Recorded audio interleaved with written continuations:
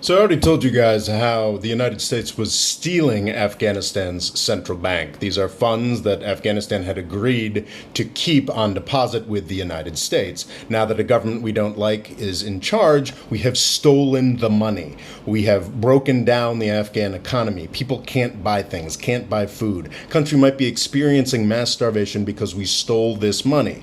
Today, it was revealed what we're going to do with the money. We're not going to hold it until, the Taliban does things that we want. No, we're just going to give it to the families of 9/11 victims and maybe put some money into our own humanitarian infrastructure, paying Ivy League kids all over the world for Afghanistan's benefit, supposedly. This is an atrocity. The Afghan people did not choose to host the Saudis that did 9/11. They were there for a brief period of time, and in return, they have gotten 20 years of suffering, death, and horror. The fact that we are finally leaving that country and now we're going to steal all their money and break down their economy is insane.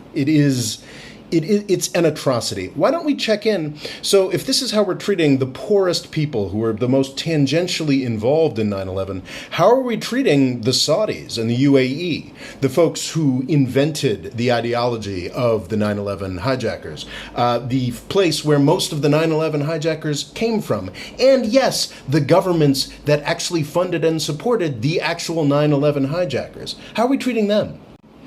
Well, we're helping the Saudis, the folks who did 9/11, invade another country and starve it to death.